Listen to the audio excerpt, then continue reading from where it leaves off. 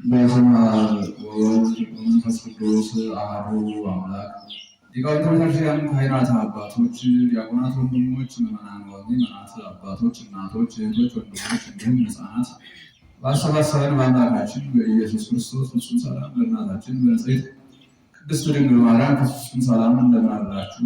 ፍጥረትን ሁሉ ፈጥሮ የሚያበራ የሚያጠጣ የድንግል ማርያም ልጅ ኢየሱስ ክርስቶስ የተመሰገነ ይሁን። አምላክን በድንግልና ጸንሳ በድንግልና የወለደችልን ዘላለማዊት ድንግል እመቤታችን የተመሰገነች ትሁን። ሊቀ መላእክት የመላእክት አለቃ ቅዱስ ሩፋኤል የተመሰገነ ይሁን።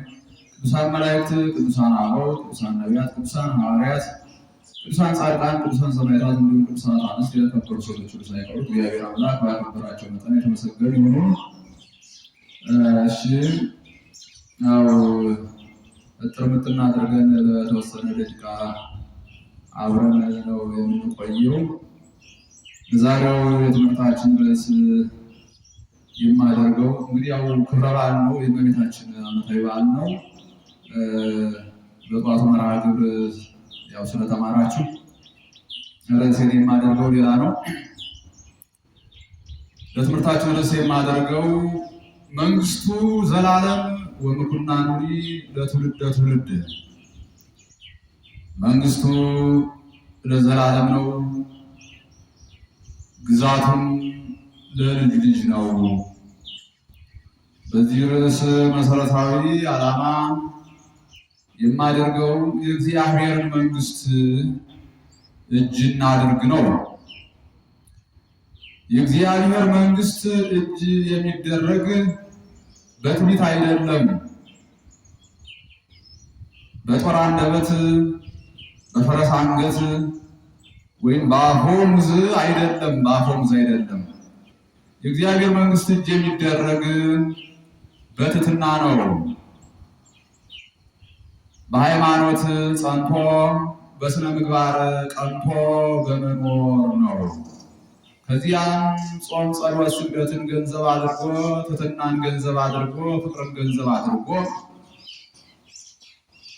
ቤተክርስቲያን እየተመላለሱ ቤተክርስቲያን እያሳነሱ ስጋ ወደሙን እየተቀበሉ እየቆረቡ ለተራቡ እያበሉ ለተጠሙ እያጠጡ እንግዳ እየተቀበሉ የተራቆተን እያለበሱ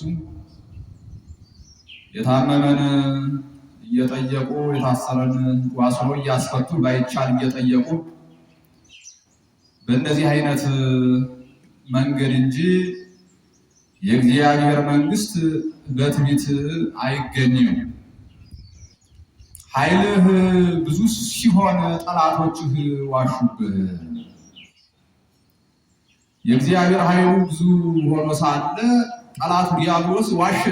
እኔ አምላክ ነኝ ብሎ መላእክትን ለማሳመጽ ሞክሮ ነበረ። አሁን የእግዚአብሔር መንግስት እንደነገርኳችሁ በመልካምነት በደግነት የሚገኝ እንደነገርኳችሁ ማለት ነው። የእግዚአብሔር መንግስትም ራሱ ጌታችን ራሱ ባለቤቱ እንደተናገረ ነስቦ እስመ ቀርበት ይእቲ መንግስተ ሰማያት፣ መንግስተ ሰማያት ቀርባለችና ንስሐ ግቡ ብሎ ነግሮናል። የሰማያትን መንግስት አንስቶ የእግዚአብሔር መንግስት የምትባል መንግስተ ሰማያት ናት። ከገነት የምትበልጠዋ የዘላለም የሕይወት ሀገር፣ ከገቡ መውጣት የሌለባት፣ ከጠገቡ መራብ የሌለባት፣ መጠማት የሌለባት፣ ደስ ከተሰኙ ማልቀስ የሌለባት፣ ዝና ክብር ካገኙ መዋረድ የሌለባት፣ ሕይወት ካገኙ ሞት የሌለባት፣ የዘላለም ሕይወት ካገኙ የዘላለም ሞት የሌለባት እርሷ መንግስተ ሰማያት ከገነት የምትበልጠዋ የእግዚአብሔር መንግስት ናት እና እርሷን ግን ለማግኘት መንገዱን ነግሬያችኋለሁ ቀድሜ ማለት ነው። ታዲያ ግን በትዕቢት ግን አይሆንም። ኃይልህ ብዙ ሲሆን ጠላቶችህ ዋሹብህ። የእግዚአብሔር ኃይሉ ብዙ ነው። እግዚአብሔር ኃያል ሆኖ ሳለ ዲያብሎስ ዋሸበት። ምን ብሎ? እኔ አምላክ ነኝ ብሎ በመላእክት ዓለም ለማሳመጽ ሞክሯል። ገዥ ነኝ የሚለው እርሱን እንውገውና መንግስተ ሰማያትን እጅ እናድርጋት ብሏል። ግን አልተሳካላትም። ግን ለዲያብሎስ አልተሳካለትም። ኃይልህ ብዙ ሲሆን ጠላቶች ዋሹብህ እና ዲያብሎስ መንግስተ ሰማያትን ሊያገኛት አልቻለም። ኃይል ብዙ ሲሆን ጠላቶች ዋሹብህ። አጋንንት አማልክት ነን ብለዋል። እኛ ፈጥረናል ብለዋል። አማልክት ነን ከሳጥናኤል በቀር ፈጠርኩ ያለ የለም ከዲያብሎስ በቀር ካለቃቸው በቀር። ታዲያ ቢሆንም ዛሬም ቢሆን አምልኮ ባዕድን በዓለም ላይ እየዘረጉ አሉ። አጋንንት ይመለካሉ በየመንደሩ። ይገርማቸዋል። በየመንደሩ በተለያየ አይነት መንገድ አንዳንዱ ጅብ ይጋልባል፣ አንዳንዱ ለዘንዶ የሚቀልባል። ብዙ ነው። አንዳንዱ በዚህ አመድ ላይ የሚንከባለል አለ፣ የሚያሟርት አለ፣ አመድ ላይ የሚንከባለል አለ። ብዙ ነው። በዛ ቦታ ላይ ሆኖ ያው አጋንንት ይመለካሉ ገንዘብን ለማግኘት። በዚያ መንገድ የሚመጣ ገንዘብ ግን ሕይወት አይደለም፣ በሽታ ነው። ጤና የሚሰጥ አይደለም፣ በሽታ የሚያመጣ በእግዚአብሔር መንገድ ስላልመጣ የምትሃት ገንዘብ ነው፣ የሚጠፋ በሽታ የሚያመጣ ጭንቀት የሚለቅ ነው። ንጹህ ገንዘብ አይደለም። ቤተክርስቲያን ቢያሳንጹበት አይለወጡበትም። በመንግስተ ሰማያት በሰማይ ቤት አይሰሩበትም። በመንግስተ ሰማያት መልካምነትን ደግነትን ቢያደርጉበት የክፋት ገንዘብ ነው። በክፋት በኃጢአት ያመጡት ነው። ሌላውን ዘርፈው ቀምተው እንዲያደርገው ለማፍሰው ገንዘብ የሚያመጡት ነው። ያ ጥቅም የለው። ንጹህ ገንዘብ ወጥተው ወርደው የሚያመጡት ነው። እርሱም እግዚአብሔር ይባርከዋል። እሱ ነው ሕይወት የሚያሰጥ ቢመጸውቱ ክብር የሚያሰጥ ቤተክርስቲያን ቢያሳንጹ በሰማይ ቤት የሚያሰራ እሱ ነው። እና አጋንንትም አሉ እንደ አቅማቸው ይመለካሉ ባልኳቸው መንገድ ማለት ነው። ስለዚህ አጋንንትም ዋሹ አማልክት ነን ብለው እኛ ፈጥረናል ብለው ማለት ነው። እየተመለኩ በሞኞች እየተመለኩ ማለት ነው። ሞኞችን እየበሉ አሉ አጋንንት። ግን ለእነርሱ አልተሳካም። መንግስተ ሰማያትን ይወርሷት ዘንድ አልተሳካም። ኃይልህ ብዙ ሲሆን ጠላቶችህ ዋሹብህ። ቤተ አይሁድ ዋሽተውበታል። ሩቅ ብእሲ ወልደ ዮሴፍ፣ ይህ ፍጡር ነው የዮሴፍ ልጅ ነው ብለው ዋሽተውበታል። የራሱ ዘመዶች እኮ ናቸው። እነርሱ መንግስተ ሰማያትን አይወርሷትም። እርሱ ግን ኃይሉ ብዙ ነው። ኃይሉ ብዙ ሳለ አምላክ ሳለ ዋሹበት። ቤተሰቦቹ ወገኖቹ ማለት ነው። አይሁድ ምን ብለው ይሄ ፍጡር ነው ይሄ የዮሴፍ ልጅ ነው ብለው ማለት ነው። አምላክ ሆኖ ሳለ ታዲያስ ለእነርሱም አልተሳካም። እርሱ ግን አምላክ ነው። ለእነርሱ አልተሳካም። መንግስተ ሰማያትን አይወርሷትም። የእግዚአብሔር መንግስት አይወርሷትም፣ በፍጹም አይወርሷትም ማለት ኃይል ብዙ ሲሆን ጠላቶችህ ዋሹብህ። አማሌቃውያን እስማኤላውያን አሉ። ምን የሚሉ ኢየሱስ ምን የሚሉ ነቢይ የሚሉ እርሱ ግን የነቢያት አምላክ የፍጥረት ሁሉ ገዥ ነው። ታዲያ ኃይሉ ብዙ ሲሆን ጠላቶቹ እስማኤላውያን አማሌቃውያን ዋሹበት። ለእነርሱ መንግስተ ሰማያት አትገባም፣ አይገቡባትም፣ የእግዚአብሔር መንግስት አያገኟትም። ኃይልህ ብዙ ሲሆን ጠላቶችህ ዋሹብህ።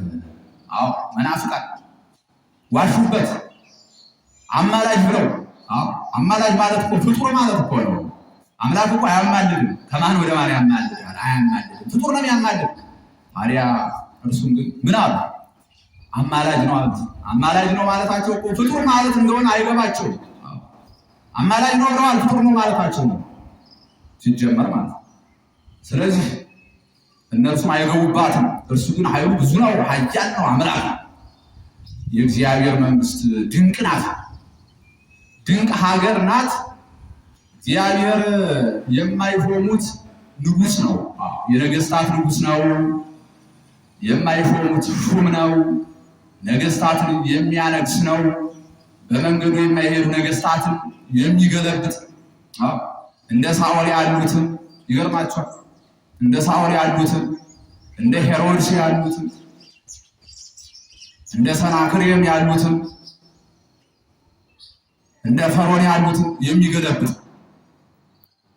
በመንገዱ የሚሄዱ እንደ ዳዊት እንደ ሶሎሞን ያሉትን እንደ ንጉሥ ላሊበላ እንደ ንጉሥ ብርሃነ ክርስቶስ እንደ ንጉሥ ናኩቶ ለአብ ያሉትን እንደ ንጉሥ ላሊበላ እንደ ንጉሥ ገብረ ማርያም እንደ ንጉሥ ናኩቶ ለአብ ያሉትን ደግሞ ልክ እንደነ አፄ ገብረ መስቀል ያሉትን በዘመናቸው የሚያጸና ንግስናቸውን ቀጥ አድርገው እንዲይዙ ህዝብን እንዲያገለግሉ ጥበብ የሰጣቸው የግዛት ዘመናቸውን ያረዘመላቸው ዳዊት 40 ዓመት፣ ሶሎሞን 40 ዓመት ከዚያም በኋላ እነ ንጉሥ ቆስጠንጢኖስን የመሰሉ በእርሱ መንገድ የሄዱትን የእነርሱ መንግስት የባረከላቸው ዘመናቸውን የንግስና ዘመናቸውን ያስረዘመላቸው እግዚአብሔር እርሱ የነገስታት ንጉሥ የገዢዎች ገዢ የማያነግሱት ንጉሥ የማይሾሙት ሹም ነው። የሚያነግስ የሚሾም ነው እግዚአብሔር እና የእርሱ መንግስት የዘላለም መንግስት ነው።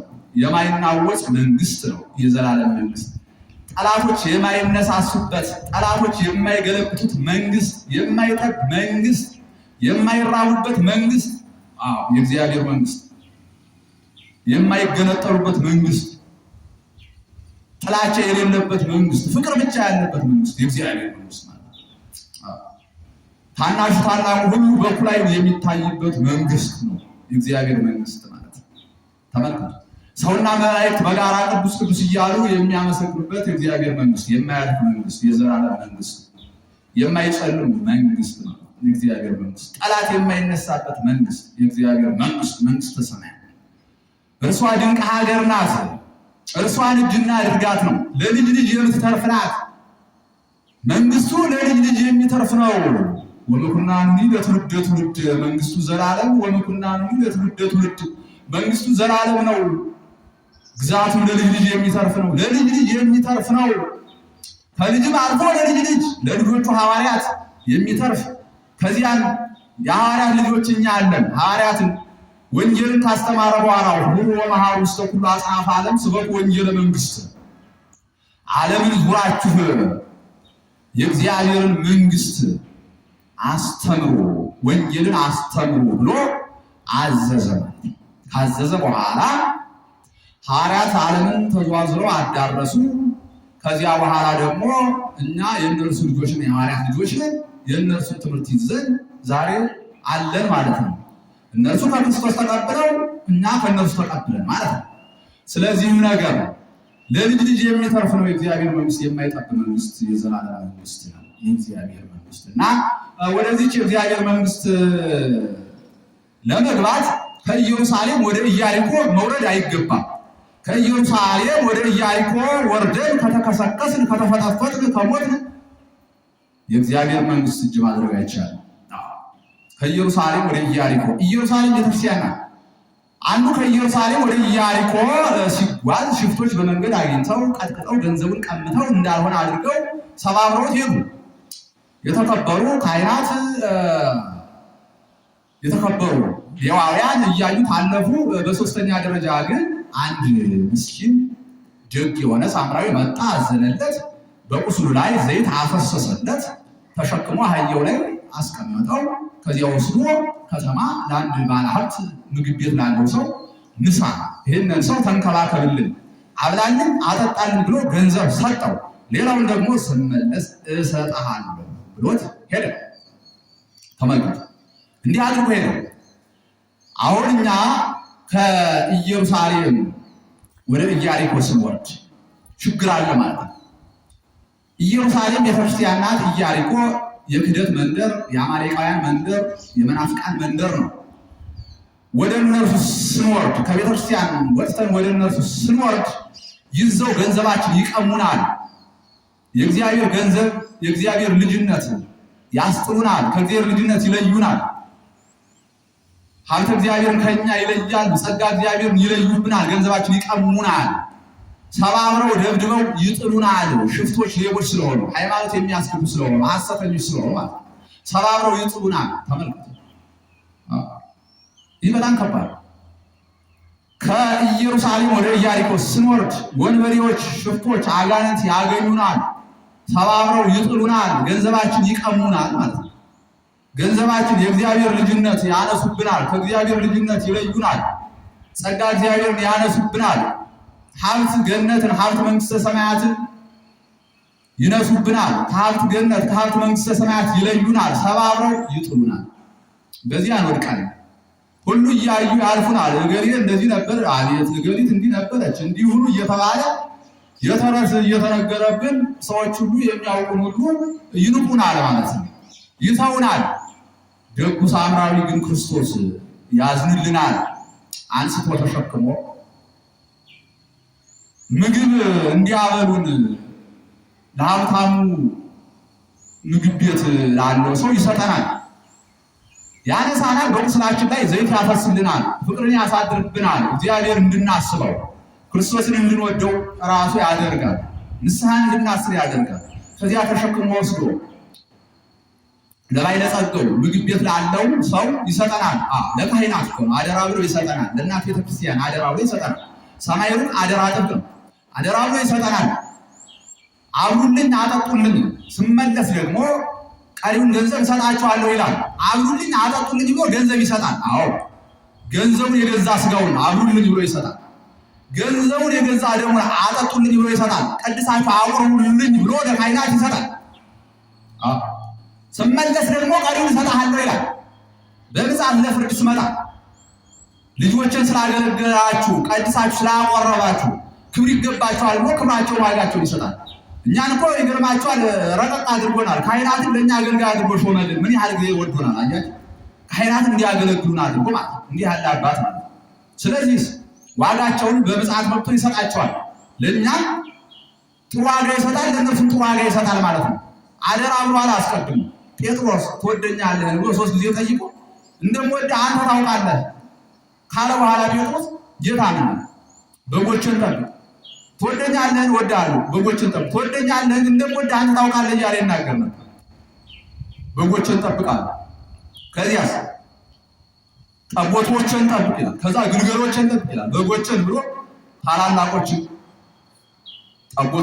ጠቦቶችን ብሎ መካከለኞችን፣ ግልገሎችን ብሎ ሕፃናትን ተመልከቱ።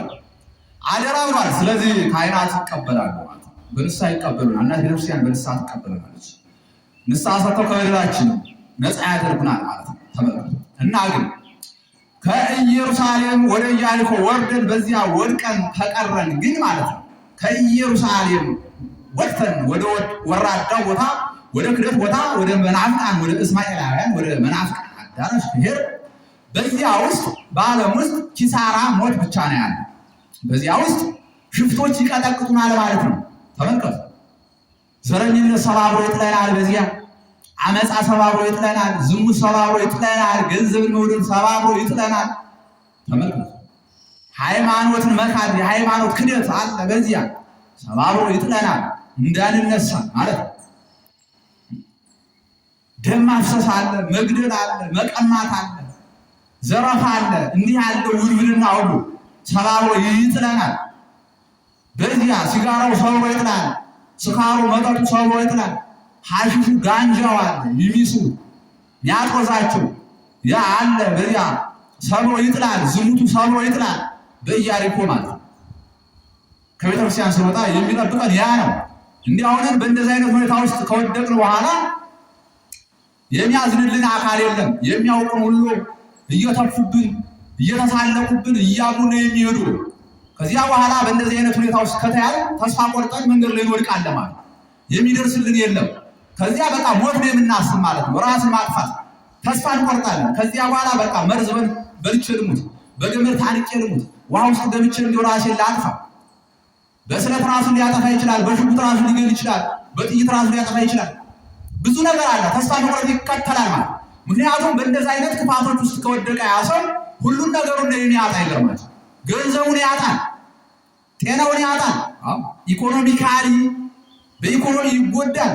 ጫቱ ይበላበታል፣ ገንዘቡ ሲጋራው ይበላበታል፣ ዝሙት እየከፈለ ነው የሚሰራው፣ መጠጡ ይበላበታል፣ አካሉን ይጎዳዋል፣ ጤናውን ይጎዳዋል፣ መጠጡ ይጎዳዋል፣ ጫቱ ሲጋራው ይጎዳዋል፣ ሳምባውን ያፍነዋል፣ ይዘጋዋል፣ ጥርሱን ይጨርሰዋል። ተመልከቱ። ልቡን ያፈርሰዋል፣ ሐሞቱን ይደመስሰዋል፣ እንዳልሆነ ያደርገዋል፣ በሽተኛ ያደርገዋል፣ ደካማ ይሆናል። ከዚያ በኋላ ተስፋ ይቆርጣል፣ ሁሉም ነገር ያጣል፣ ትዳር ያጣል፣ ከዚያ በኋላ ገንዘብ ያጣል። ገንዘቡን አሁን በእነዚህ አይነት ሱሶች ነው የሚያጠፋው። ትዳር ያጣል፣ በእነዚህ አይነት ሱስ ሆኖ ጠጪ ሆኖ ዘማሪ ሆኖ ሰካራም ሆኖ ምን ሚስት ያገኛል? ምን ትዳር ያገኛል? የለም። ተጎድቷል፣ ራሱን ጎድቷል፣ ጤና አጥቷል፣ ሁሉም ነገር ያጣል፣ ገንዘቡን ያጣል፣ ህይወቱን ያጣል፣ ራሱን ያጣል፣ ሁሉም ነገር ያጣል። በእንደዚህ አይነት ተስፋ መቁረጥ ውስጥ ሆኖ ሳለ የሚደርስለት የለም ማለት። ታዲያ ግን ደጉ ሳምራዊ ክርስቶስ ግን አዛኝ ነው። ባጣንበት ጊዜ ባገኘንበት ጊዜ ባጣንበት ጊዜ የማይለየን በጠገብን ጊዜ በተራብን ጊዜ የማይለየን ከፍ ባልን ጊዜ በተዋረድን ጊዜ የማይለየን ጸጋ በነበረን ጊዜ ጸጋ ባጣን ጊዜ የማይለየን በየትኛውም አይነት ሁኔታ ውስጥ እንኳን ብንሆን የማይለየን የድንግል ማርያም ኢየሱስ ክርስቶስ ነው። በእንደዚህ አይነት ተስፋ መቁረጥ ውስጥ ሆነን ያዝንልናል። ካዘነልን በኋላ እንደነገርኳችሁ ተሸክሞ ወስዶ ወደ ካህናት ይሰጠናል፣ ለቤተክርስቲያን ይሰጠናል። ንስሐ እንድንገባ በንስሐ ታጥበን ሥጋው ደሙን እንድንቀበል በክብር እንድንኖር በዝና እንድንኖር ያደርገናል። እንደገና ከሞት ወደ ሕይወት ይመልሰናል ማለት ነው። ከዚያ በኋላ ጤና አግኝተናል። በሱስ ውስጥ አንድ ሰው ከወደቀ ገንዘብ ማግኘት አይችልም። ሱሱ ገንዘቡን ይበላዋል። ሲቀጥልም ልስራም አይልም፣ ደካማ ይሆናል። ስራ እንዳይሰራ አይምሮ ይዘጋል፣ የስራ ፍላጎቱ ይቀንሳል ማለት ነው። ከዚያ ግን ክርስቶስ ሲመልሰው ሲያነሰው ደጉ ሳምራዊ ክርስቶስን ሲያነሰው በንስሐ ሲመልሰው ሁሉም ነገሩ ይተዋል። ስካሩን ይተዋል፣ ዝሙቱን ይተዋል፣ ጫቱን ሲጋራውን ይተዋል፣ ክደቱን ይተዋል። እንደገና በአዲስ መንፈስ ይነሳል፣ ሰርቶ ይለወጣል፣ ገንዘቡን ያገኛል፣ ጤናውን ያገኛል፣ ሰውነቱ ይመለስለታል። ከዚያ በኋላ የፈለገውን ሁሉ ያገኛል። ሀብትን፣ ገንዘብን፣ ትዳር ሁሉም ነገር ያገኛል ማለት ነው። ከእግዚአብሔር ጋር ከሆኑ ብቻ እግዚአብሔርን ከያዙ ብቻ ሁሉን ነገር ማግኘት ይቻላል። በሰይጣን መንገድ ሄዶ ሁሉን ነገር ማግኘት አይቻልም። ሰይጣን ሁሉን ነገር የሚያደርገው ለምታት ነው፣ በምታት ነው። የሰይጣን ስራ ያው እንግዲህ ሰይጣን ለወዳጁ ምንድን ነው ስንል በወዳጅ የሚጥር ነው፣ ለወዳጁ ጠላት ነው። ሰይጣን ጠላቶቹን ቅዱሳንን አያገኝም። ወዳጆቹን ሰዎችን ቢያገኝ የሚወዳቸው አይደለም፣ እንደርሱ በመከራ ሊያኖራቸው እርሱ በመከራ የሚኖር ሰዎችን ደግሞ በመከራ ለማኖር እንጂ ሰይጣን የሚጠቅመው ነገር የለም። ስለዚህ ሁሉንም ነገር ሲያስፈልገን ወደ ሰይጣን መንገድ ሄዶ በሰይጣን መንገድ ላግኝ አይደለም የሚባል ገንዘብንም ቢሆን ጥበብንም ቢሆን እውቀትንም ቢሆን ማናቸውንም ነገር ቢሆን ወደ ሰይጣን መንገድ ሄዶ በሰይጣን መንገድ ሄዶ ላግኝ አይባልም። ኖር ስለማይጠቅም ማለት ለጥፋት ስለሚሆን ግን በእግዚአብሔር መንገድ ከተጓዙ ሁሉን ያገኛል። አሁን ሰዎች ይገርመኛል። ሀብታሙ እግዚአብሔር እያለ ድሃውን ሰይጣን ይለምናል። ከስራት የሚፈታ እግዚአብሔር እያለ ሰይጣንን ከስራት ይፈታናል ብለው ጠንቋይ ቤት የሚሄዱ ሰዎች አሉ። ሰይጣን እኮ ራሱ የታሰረ ነው፣ እንዴት ይፈታል? ከስራት ሰይጣን ራሱ የሞተ ነው፣ እንዴት ህይወት ይሰጣል? ሰይጣን ራሱ በሽተኛ ነው፣ እንዴት ጤና ይሰጣል? ሰይጣን ራሱ ድሃ ነው፣ እንዴት ለአንተ ሀብት ይሰጣል? ሰይጣን ከክብሩ የተዋረደ ነው፣ እንዴት ለአንተ ክብር ዝና ይሰጣል? ሰይጣን ሁሉን ነገር ያጣ ሲሆን እንዴት ነው ለአንተ ሁሉን ነገር የሚሰጥ? እግዚአብሔር ብቻ ነው ሁሉን ነገር ሊሰጥ የሚችል። እግዚአብሔርን ከያዝክ የፈለግከውን ነገር ሁሉ ያደርግልሃል፣ የሚያስፈልግህን ነገር ሁሉ ያደርግልሃል።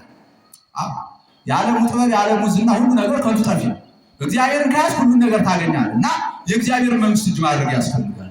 የእግዚአብሔር መንግስት እንደነገርኳት የማይናወጥ የማይጠፋ የዘላለም ነው። በምድር እኮ ብዙ ነገስታት አልፈዋል፣ ከምድረ ገጽ ጠፍተዋል። ብዙ ነገስታት ንግስታት አፈር በልቷቸዋል። ነገስታት ለወንዶች፣ ንግስታት ለሴቶች፣ የወንድ ነገስታት የሴት ንግስታት ሁሉ ከምድረ ገጽ ጠፍተዋል፣ አፈር በልቷቸዋል። ስንቶቹ ኃያላን ስንት ወይዛዝርት ቆነጃጅት አፈር በልቷቸዋል አልፈዋል። ስንት ጀግኖች ኃያላን አፈር በልቷቸዋል። ስንት ሊቃውንት ምሁራን አፈር በልቷቸዋል። ስንቶቹ ከደቂቅ ጀምሮ እስከ አዋቂዎች ድረስ ከሊቅ እስከ ደቂቅ ማለት በጠቅላላ በፊትም እንዲሆናል፣ አሁንም ይሆናል፣ ወደፊትም ይሆናል። የማይናወጥ መንግስት ግን ያለው ክርስቶስ ነው። የማይናወጥ መንግስት ያለው እና የእግዚአብሔር መንግስት እጅ ማድረግ ይገባል። በእግዚአብሔር መንገድ ከተጓዝን ስም አጠራራችን ራሱ ወከረት ነፍሶም በውስተ ዓለማት ክልኤቲ፣ በሁለት ዓለም ነፍሳችን ይከብራል፣ በዚህም በዚያም እንከብራለን። አሁን ቅዱሳን በዚህም በዚያም የተከበሩ ናቸው። ስም አጠራራቸው ከምድረ ገጽ አልጠፋም። ይገርማቸው። ሌሎቹ ግን የአሕዛብ ነገስታት ስም አጠራራቸው ከምድረ ገጽ ጠፍቷል። አሁን ለምሳሌ መዝሙረ ዳዊት ብለህ ለሕይወት ይሆናል ትጸልየዋለህ። ለሕይወት የሚሆን ቃል ነግሯል ክቡር በመዝሙሩ ሙሉ ማለት ነው። አሁን መዝሙረ ማን ብለህ አሁን መልቀም ትችላለህ። ለምሳሌ መዝሙረ ሄሮድስ ብለህ አለ የለም፣ መጽሐፈ ሄሮድስ ብለህ አለ የለም። ተመልከት፣ ቅዱሳን ናቸው። መጽሐፈ ሰናክሬም ብለህ ታገኛለህ የለም። መጽሐፈ ሶሎሞን ብለህ ግን ለሕይወት የሚሆን መጽሐፍ ታገኛለህ። ቅዱሳን በዚህም በዚያም የነገሱ ናቸው። በእግዚአብሔር መንገድ ይሄዱ ማለት ነው። በእግዚአብሔር መንገድ ከሄድን ሁሉም ነገር እናገኛለን፣ እንጠቀማለን። እግዚአብሔርን ገንዘብ እናድርገው፣ እግዚአብሔርን እንጠማጠም። እንዲህ ከሆነ ህይወት አለ። ስለዚህ እኛ ምን ይጠበቅብናል ማለት ከኢየሩሳሌም ወርደን ኢያሪኮ ላይ አንውደቅ። ኢያሪኮ ላይ የወደቅን ደግሞ በንስሐ እንመለስ፣ ወደ እናንተ ቤተክርስቲያን እንመለስ፣ ወደ ኢየሩሳሌም ቤተክርስቲያን ዘንድ እንምጣ ነው ህይወት እናገኝና ያው እንግዲህ ብዙዎቻችን ግን ዛሬ በዓለም ውስጥ ብዙዎቻችን ተስፋ ቆራጮች ሆነናል። በጣም የሚያሳዝነው እጅ ለእጅ ተያይዘን ወደ ሞት እየተጓዝን ይገኛል። አመፀኞችን እየተከተልን፣ ዘራፊዎችን፣ ቀማኞችን እየተከተልን፣ ዘረኞችን እየተከተልን እንደነሱ እየሆንን ያለን ዛሬ ብዙዎቻችን ለእግዚአብሔር አስቸጋሪ፣ በእግዚአብሔር ላይ አመፀኞች ሆነናል። ብዙዎቻችን የቀደሙ ሰዎች ወንዝ ሲሻገሩ እጅ ለእጅ ተያይዘው ተራ ይዘው ነበር የሚሻገሩ። እጅ ለእጅ ተያይዘዋልና የዛ ሁሉ ሰው ጉልበት ውሃውን እንዲሻገሩ ያደርጋቸው ነበር። ውሃ ይወስዳቸው። እጅ ለእጅ ተያይዘዋል፣ መስመር ይዘው እንዲያውለው የሚበላውን የሚገለውን ውሃ ይሻገሩታል። ተመልከቱ። ዛሬ ግን እኛ በፍቅር አይደለም እጅ ለእጅ ተያይዘ እጅ ለእጅ ተያይዘን እየወረድን ያለ ወደ ሞት፣ እየወረድን ያለ ወደ ሲኦል። እጅ ለእጅ ተያይዘን ዘረኝነት ነው የሚሰራው። እጅ ለእጅ ተያይዘን መዝረፍ፣ መቀማት፣ ደም ማፍሰስ፣ መግደል፣ እጅ ለእጅ ተያይዘን ማለት አመፃን፣ እጅ ለእጅ ተያይዘን የሃይማኖት ክብር፣ እጅ ለእጅ ተያይዘን ማፈናቀል፣ ማሳደድ፣ እንዲህ ያለውን ክፋት ነው አሁን እያደረግን ያለ። ግን ከኛ ምን ይጠበቅ? እጅ ለእጅ ተያይዞ ፍቅርን ገንዘብ ማለት በፍቅር መኖር እንዲህ ያለው ነገር ነው ማለፍ የሚገባ እና በእንዲህ ከሆነ በፍቅር ከኖር፣ በትህትና ከኖር፣ በሃይማኖት ጸንተን ከኖር፣ ከኢየሩሳሌም ካልወረድን፣ ኢያሪኮ ካልወደቅን ማለት ነው የእግዚአብሔር መንግስት ገንዘብ እናደርጋለን። ነገር ግን ደግሞ ችግር ገጥሞ ከኢየሩሳሌም ከእናት ቤተክርስቲያን ወርደን ወራድ ቦታ ኢያሪኮ ላይ ዓለም ላይ የወደቅን ኃጢአተኞች ንስሐ እንግባ። እናት ቤተክርስቲያን የኖህ መርከብ ይገርማል። እናት ቤተክርስቲያን የሲኦል ልጆች፣ የገሃነም ልጆች የማናውጿል። የዓለም ሙት ባሕር ነው። ሙት ባሕር ዶሮ ላባጊቱ ይስባል፣ ሙት ስለሆነ ማለት ነው። ከእናት ቤተክርስቲያን ወጣ ስትሉ የብስ መስዋዕት የምትረግጡት ሙት ባሕር ነው። ቀጥታ መስመጥ ነው። ይገርማችሁ። ከእናት ቤተክርስቲያንን ካልወጣችሁ፣ እናት ቤተክርስቲያንን ካልካዳችሁ ግን ሞት አይበላችሁ። ዓለሙ ግን ሙት ባሕር ነው። ዛሬ የዝሙት ባሕር ነው። የሞት ባሕር ማለት የዝሙት ባሕር፣ የዘረኝነት ባሕር፣ የጥላቻ ባሕር፣ የክፋት ባሕር ነው። የሞት ባሕር፣ የሃይማኖት የክህደት ባሕር ነው። ከእናት ቤተክርስቲያን ስትወጡ ሙት ባሕር ያገኛችሁ። መርከቧ ላይ ሆናችሁ ቤተክርስቲያን ዘንድ ግን ከሆናችሁ የዓለሙ ሙት ባሕር አያገኛችሁ። ከሞት ትተርፋላችሁ። እግዚአብሔር መንግስት ተስፋ ታደርጋላችሁ።